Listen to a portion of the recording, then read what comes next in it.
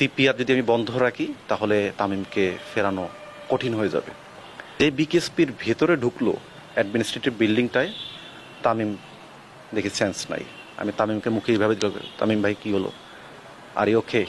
তো না না, ওটা তো একটু পরে। তখন তামিম রেসপন্স করতেছে না। তখন আমি সাথে সাথে আরো 2-1 বার করলাম যে তামিম ভাই আপনি কি আমার কথা শুনতে পাচ্ছেন? কোনো ধরনের রেসপন্স নাই।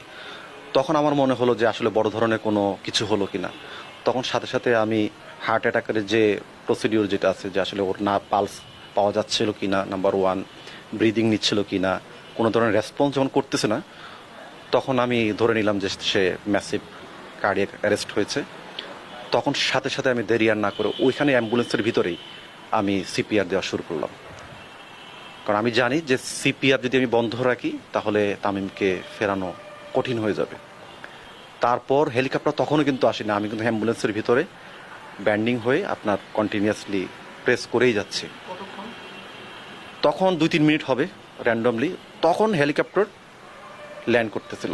তখন আমি বললাম যে আপনি অ্যাথলেট টার্ফে যান, অ্যাথলেট ট্র্যাকে হেলিকপ্টার ল্যান্ড করতেছিল।